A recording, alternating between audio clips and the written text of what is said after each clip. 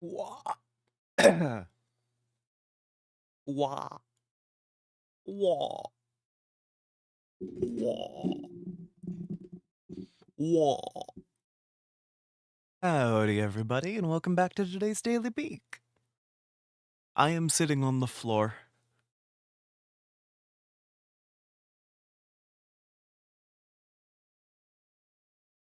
That's it. I'm. I. I was having like a brain. I was having a brain event yesterday, right? And basically, I wanted to do some stupid and impulsive shit. So instead of the original stuff, I replaced my chair with a mattress bag. I might get the chair back eventually, but it does need repairs. So this is a pretty good excuse to actually get the wood glue and stuff while I'm not using it. So I'm on the floor. Bleh. I hope y'all are doing good. um, yeah. I've also had a headache all morning because I had to wake up super early to prep. Um, I had to get a projector working for some volunteer meeting that's happening at the church. So, I do my best. Anyways, I have already taken my meds. I took them before work, because why wouldn't I? So, we can just start up the game right away.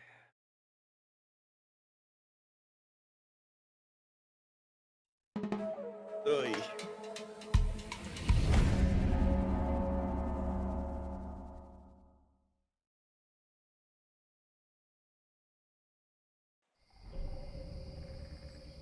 It's amazing.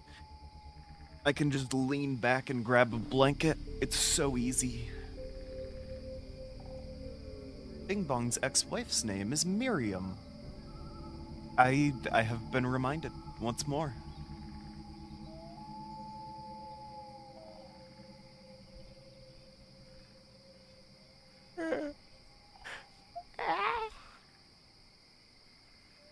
I'm awake. I'm wide awake. I leaned back and grabbed my sleeping bag.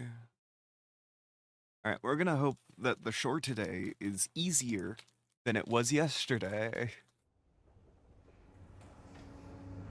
Because I'm gonna be honest, I'm feeling a laying back and watching podcasts kind of day.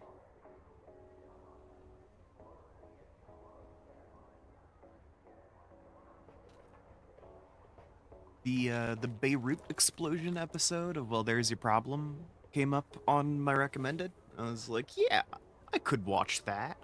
Then I remembered I have not done the Daily Peek, even though I have taken my meds. And my brain occasionally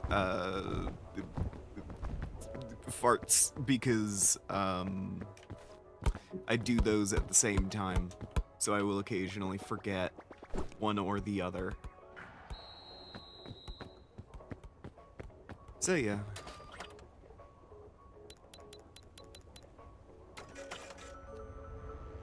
Ascent 7, here we go.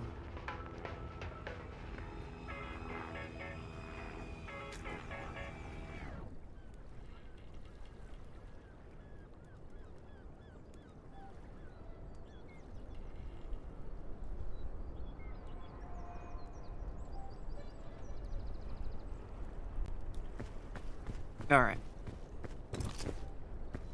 Lantern, flare, logage.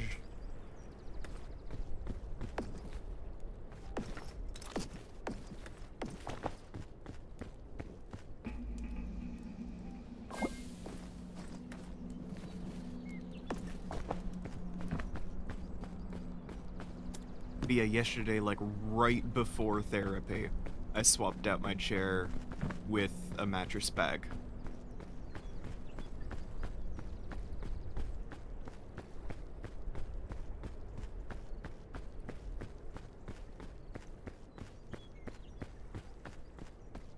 My therapist was not expecting it.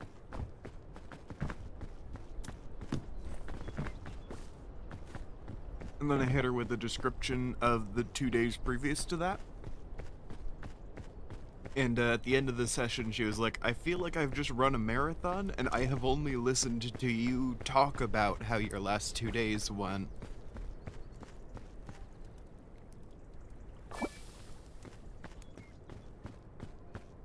I also got a, I find some of these things worryingly relatable, considering that I have a ton of chronic illnesses.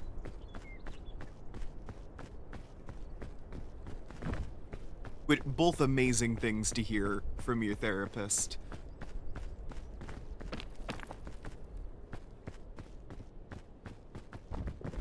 Hanging out like, I have similar problems, and that's probably not a good sign for you.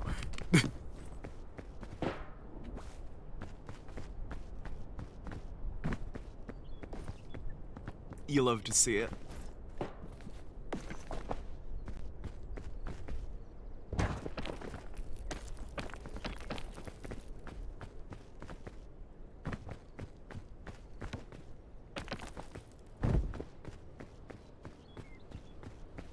At least I can still do some absolutely cool parkour shit in Peak.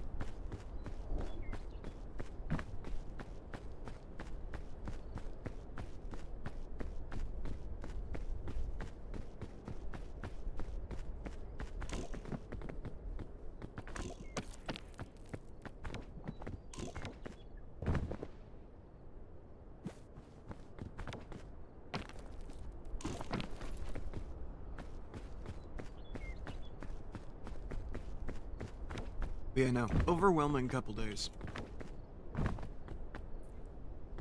A lot of the problems were one-off things, thankfully, so I don't think I will experience similar problems again.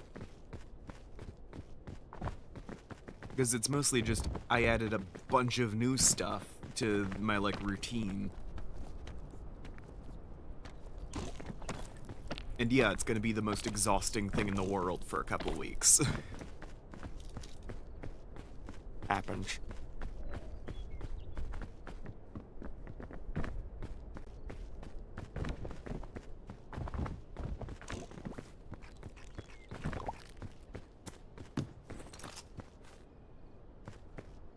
It don't.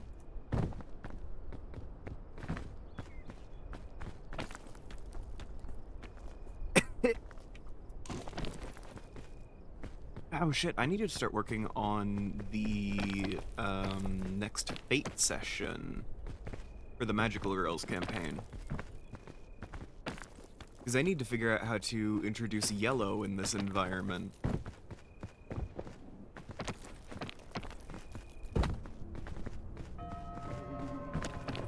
Because they have established a very specific identity separate to how I usually think of them.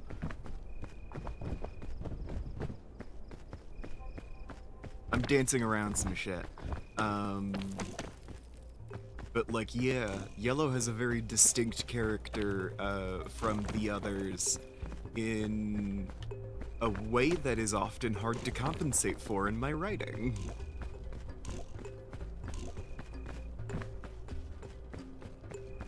So we'll see how that goes.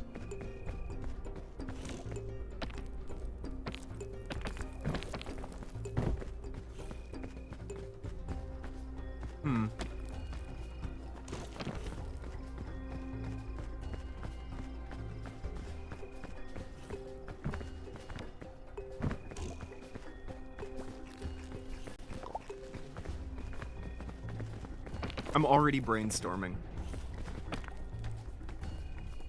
Listen, Yellow, generally speaking, has a lot of ancient Greek inspiration in both their visual design and some like personality elements. They invoke a lot of Icarian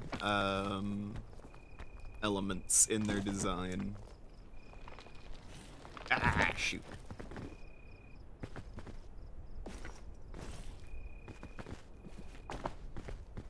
Which, I mean, it's a very nice visual style. But it gets a little rough to apply to this modern days, like, magical girl campaign set in a world where Native American folklore is a lot more important. Or just general, like, Latin America.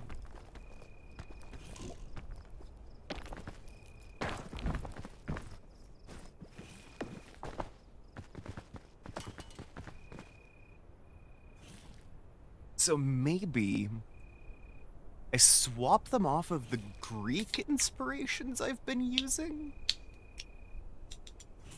and switch to something more Aztec? That could be interesting.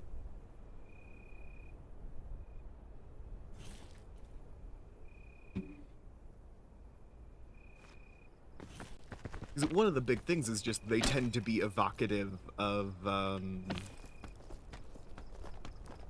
like a specific flavor of character from old stories, you know?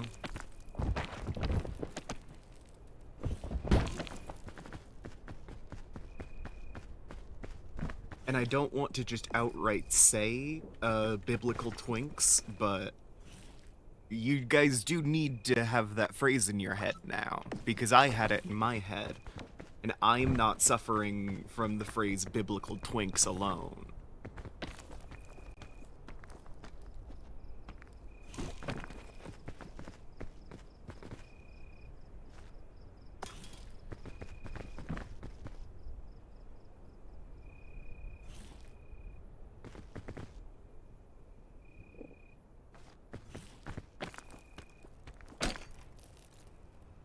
Though I will say, the characters I have introduced so far, in terms of, like, the dungeon masters as characters, do fit pretty well with the themes of the new America in this, like, setting. Because New Prospects USA is, hey, Ami, I need to change my tune just a little bit. New Prospects USA is set in an alternate America wherein, basically a lot of the European influences, ended up being abandoned. Or rather, were a lot less influential, and in the meantime, a lot of, Latin American influences, as well as, native influences, came to be a thing. Oh, I've been talking about, some aspects of the Magical Girls campaign? Nothing too spoilery, but I do need to recalculate my brain now that I know you're watching, as opposed to you theoretically watching. But yeah. Since, New Prospects has that focus on kind of the labor-centric American, story. The, like, classic West Virginia redneck, the Union Boys and all that. Plus a lot of Native American and Latin American folklore.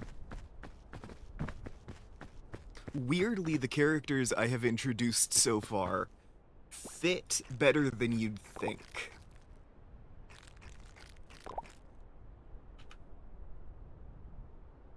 Because you've got, what, Wrath Red, Orange Inventor, and the woman in the purple suit, who kind of fit pretty well.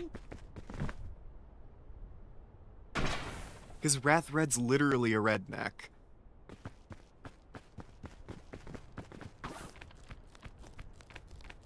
And the Orange Inventor is fucking like labor archetype.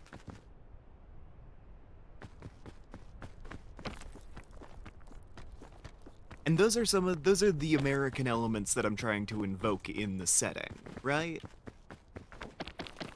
So they fit surprisingly well with very little tinkering. It's just with, like, yellow on that I start having issues, you know?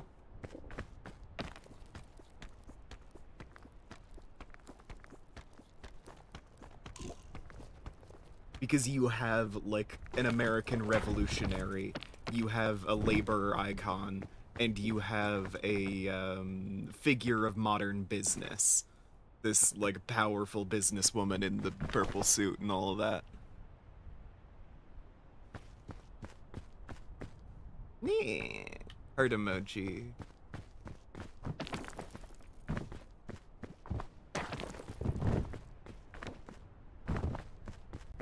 But yeah, I need to go through and, like, remind myself of some Aztec folklore. Because I need to find something for Yellow to embody. In this, like, description, this modernish description.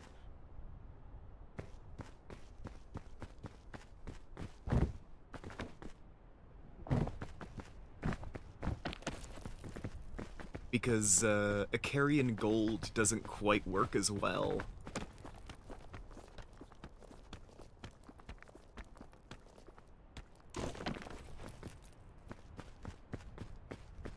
Maybe something with Ishtar? That could be interesting.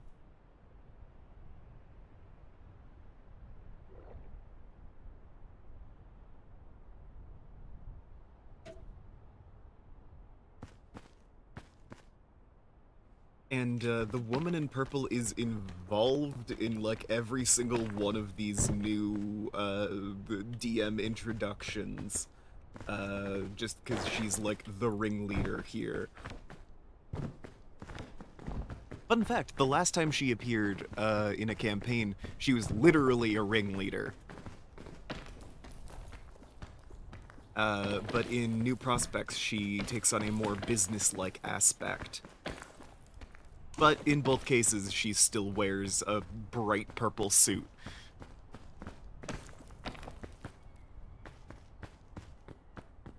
Hell yeah. You guys need to forward some of that to me. Because I need to know about the trauma to invoke the trauma.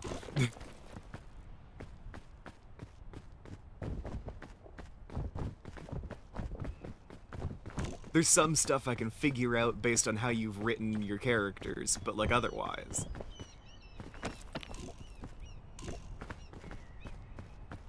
Also, I describe, like, every session I run to my therapist. That's, like, the first 10 minutes of therapy, generally speaking. And as I was describing, the last Fate session, I got, like, a noticeable, like, cringe reaction out of her when I described, you know, Ophelia boiling into the steaming monstrosity. And I'm very proud of that. My therapist is not the most expressive person, so getting a very, like, visible reaction out of him.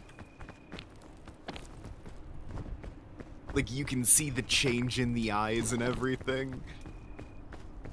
Because I went into, like, the plot voice and described it like I did on the stream.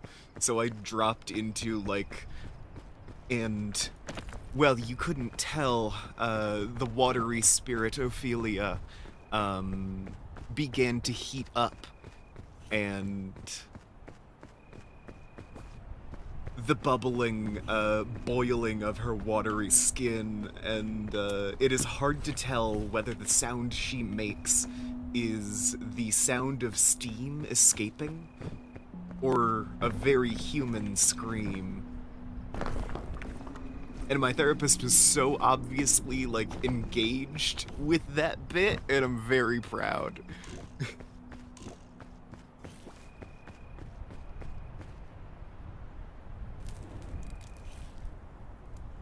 One of the aspects of myself that I am the most proud of is my ability to tell stories good.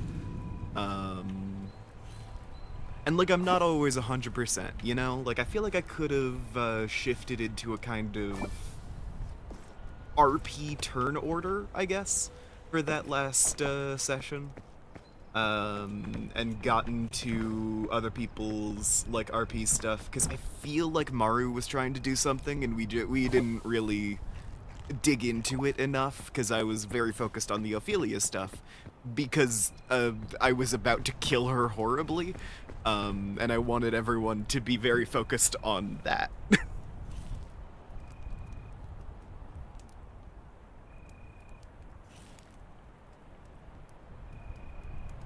So I might have to give Hana some extra attention in the next one and see what she was trying to figure out with the spirit of awareness there. Yeah, no, I had a reason for it, but it's still, you know. Mario was trying to do something there. I don't wanna ignore people.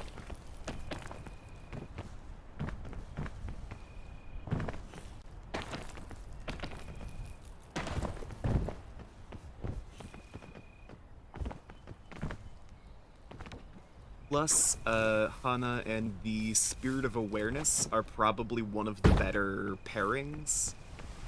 Because the Spirit of Awareness is, a creature of knowing in such a literal sense.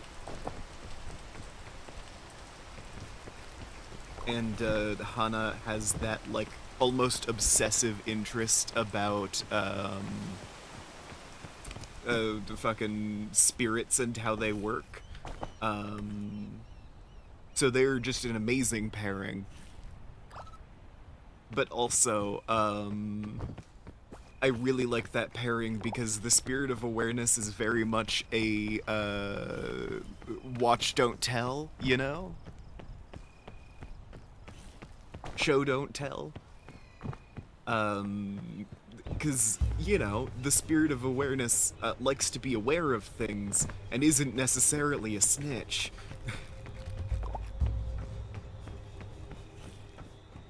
So you get fun moments like, fucking Hana asking, like, hey, is there a ritual to, like, you know, cure spirits? And the Spirit of Awareness going, yeah! And just not elaborating.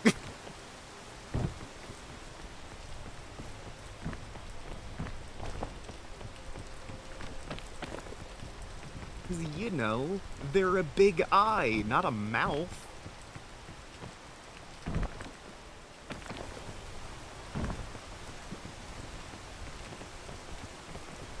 Meh. But it's also very in character. The Spirit of Awareness would not assume that anyone wants like a follow-up to that. It answers the question it is presented with. And it is very literal about that. That's also why the break the fourth wall ability is written like that. Because it was actually super out of character for me to have the Spirit of Awareness assure Winter of anything. Because this is not a character that, like, talks much, you know? That was me establishing, like, hey, things are gonna move around in your schedule, like, time will be made. As, like, a DM, I was using that opportunity. But, like, yeah, Spirit of Awareness, that's super out of character for him. So that's on me.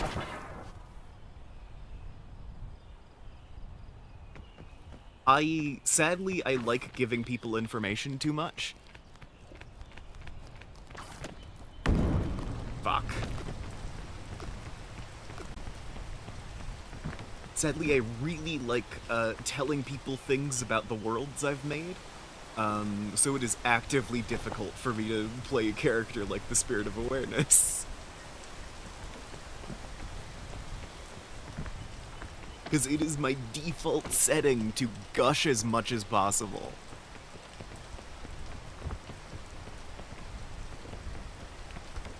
So yeah, that's why I had the Spirit of Awareness go just like, oop, gave you a freebie.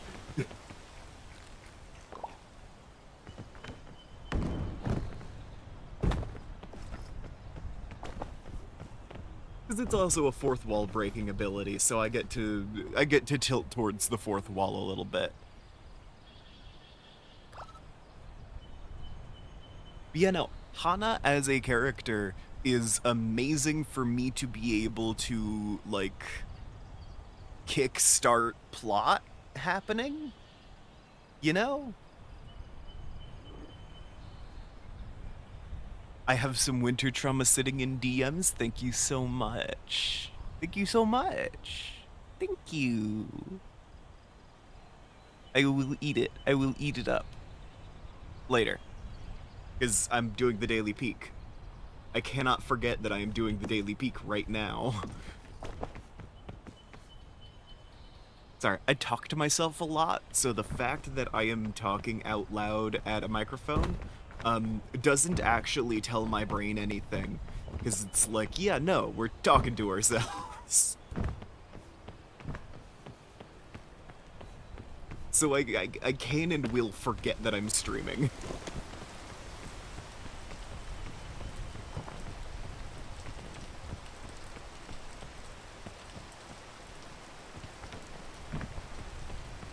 But yeah, no, the Spirit of Awareness is capable of perceiving literally everything.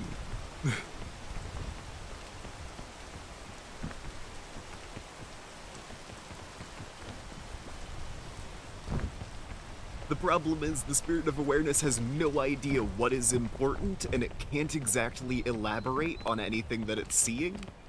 It just gives you the bare bones, like, facts of the situation. So yeah, Spirit of Awareness was kind of vague in that they went, you might have to break Winter out of where they currently are if you want to communicate with them. Just as, like, a tip.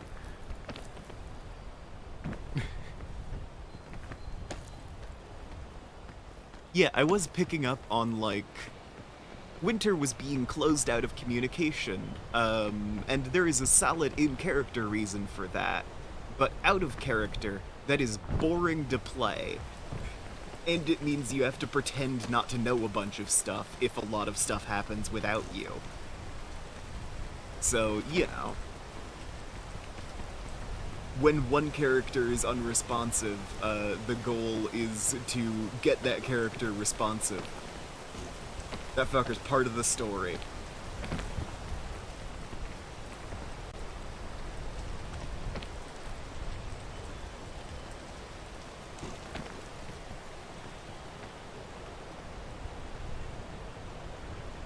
So yeah, you presented me with a fun narrative plot hole that became, really, like... That became the, like, impetus for starting off the plot of that session.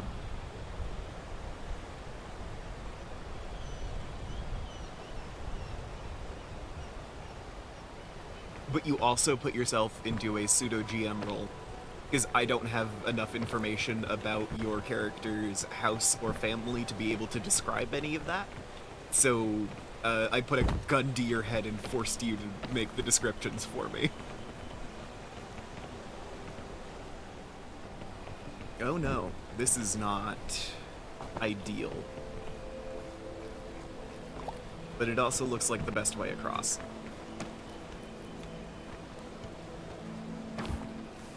That's already half of my... God damn it, I got stuck in the wall.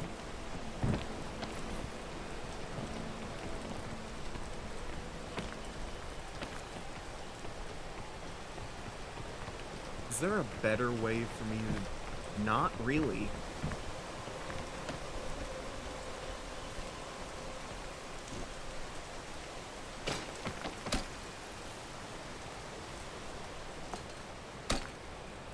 Yeah! It was a solid opener. And we still got to the plaza so you guys could fall in love with the spirit I wanted to murder. So it all worked out in the end.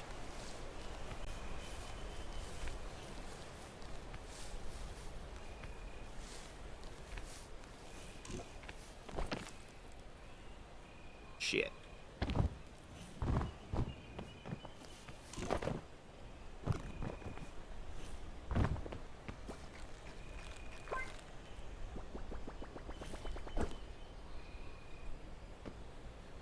Anyway,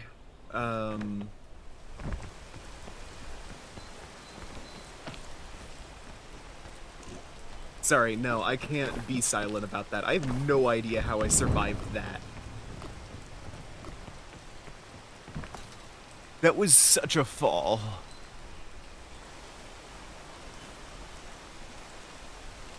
Yeah, you did a solid description. And you did it better than I could have, because I don't know what's in your brain.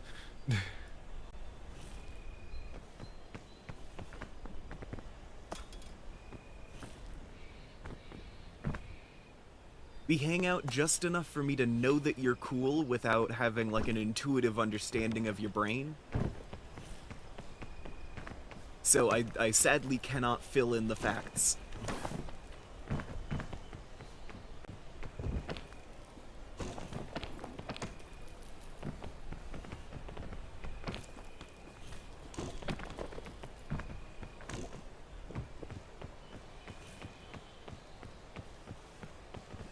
Hell yeah. Give me a really rough floor plan, I can turn it into a proper map.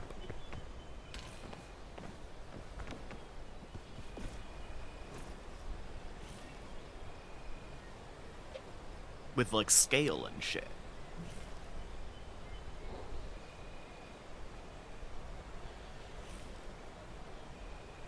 I also want to flash into how the relationship between Winter and the Spirit of Seasons is doing.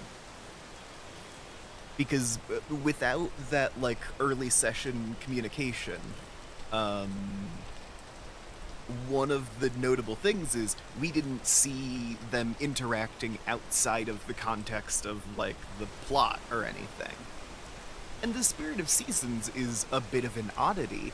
Like, it's not, like, a very talkative situation, but still.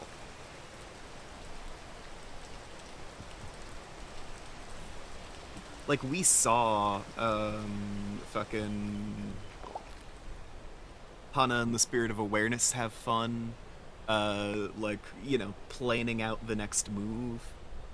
We saw the pink one and the Spirit of Adrenaline. I know. I'm so good at names. Like, start reinforcing each other's personalities. We saw how Rose is now averse to, like, talking at all because she's worried about how horribly the Spirit of Expression will violate that media training.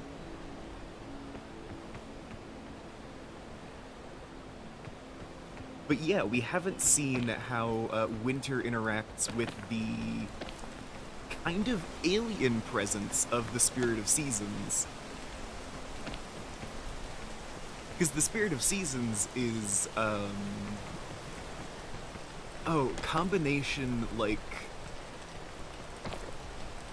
It's more laid back than you would expect, is one of the notable things about it. But it is still like an alien force compared to how most people think.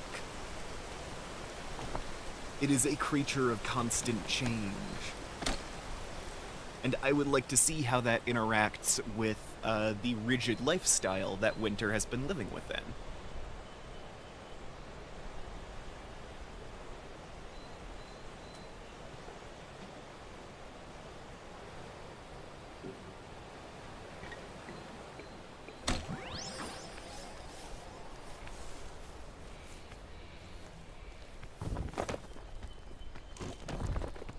Hell yeah.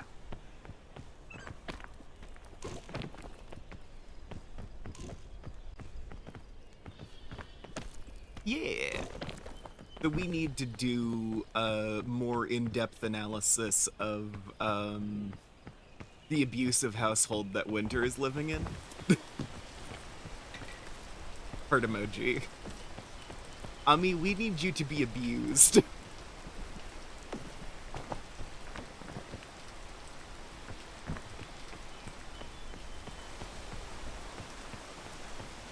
We need to analyze the abuse of the character you are playing, I mean. So we need to abuse the Ami on livestream.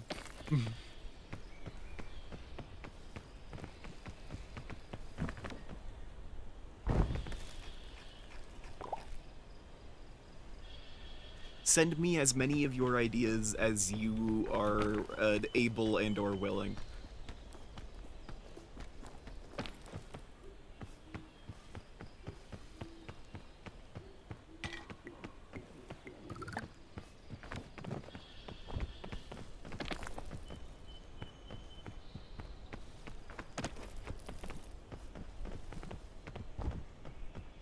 I will also say, to give you an additional character trait of the Spirit of Seasons, the Spirit of Seasons is a dancer, in case you were curious. That's one of the defining aspects I had written down for it. And yeah, the Spirit of the Seasons, like the personalities of a lot of the spirits, didn't get super examined in depth. Notably because Aura was eating the whole time, so Rose didn't interact very much. So yeah, Spirit of Expression and Spirit of Seasons, kinda didn't get that much screen time. Spirit of Awareness got the most, and the Spirit of Adrenaline mostly got like jokey screen time of, oh, this is beautiful, like, this is the most beautiful thing I've ever created, cut to nacho bag.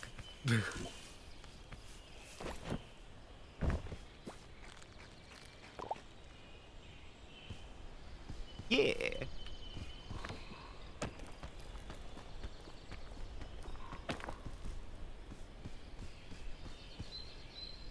Oh, also, I have discovered how to pipe music into my mic feed. Give me just a second. The nacho bag was hilarious. I'm not saying that the nacho bag was not hilarious, don't worry.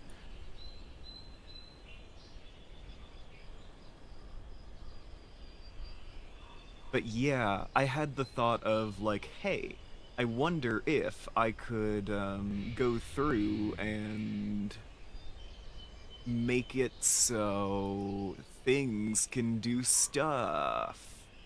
Sorry, I've started focusing on another thing, and that is, I'm sure, very obvious as I speak less and less sensically. Here it is. Okay, so I can pipe music in through my mic feed. What I have done just now is add Firefox to the like mic output effectively. Because this is partially controlled. I muted myself for a second. This is partially controlled via the stuff and things.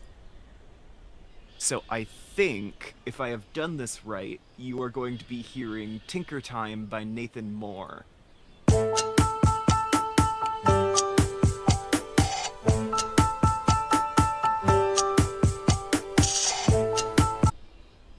It's a pretty simple loop, but simple loops work very well with like TTRPG stuff because it's kind of just like a soundtrack bit. Like it's the faint background noise. It's a bit loud. I'm not surprised. I didn't augment the audio at all. So I have the ability to do this. I do not have the skill to do it well. Hopefully I will be figuring it out. But yeah, the only other thing I've really used it for is piping clown music over my mic feed. So, you know,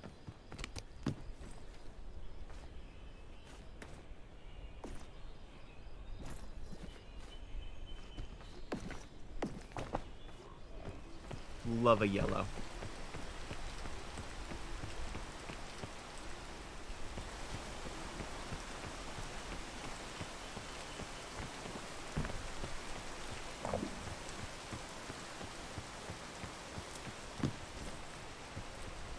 Yeah, no, most notably, clown music over the mic feed is the last time I used the thing.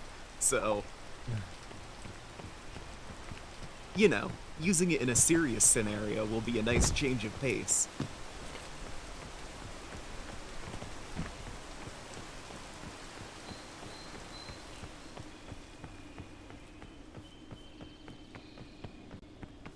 Because fucking Entry of the Gladiators is a choice. March of the Gladiators? Whatever it's called.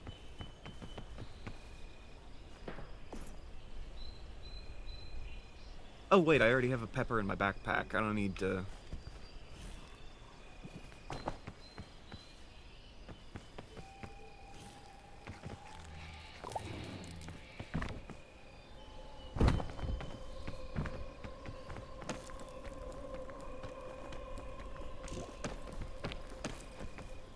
Damn it. I thought I could conserve a bit of extra stamina there, and I ended up wasting a huge chunk.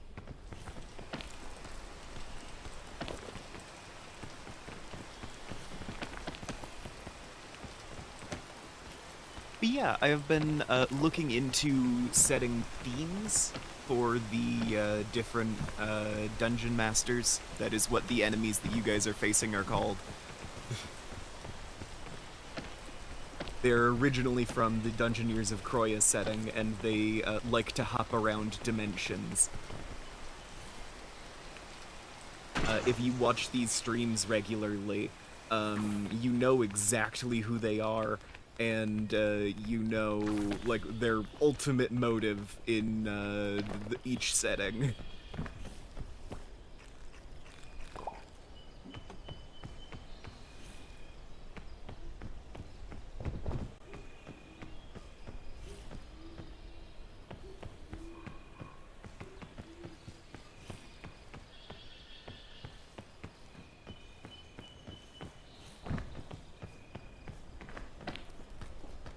Yeah, they are very interesting characters.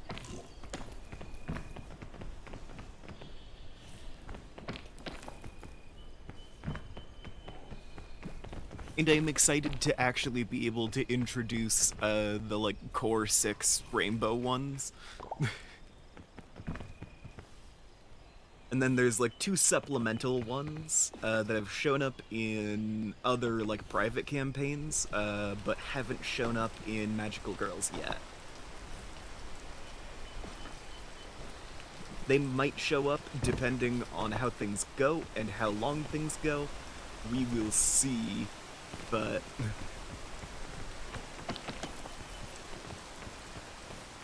yeah.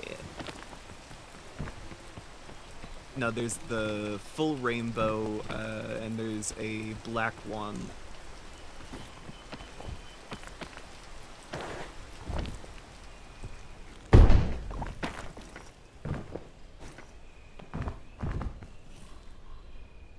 Alright then.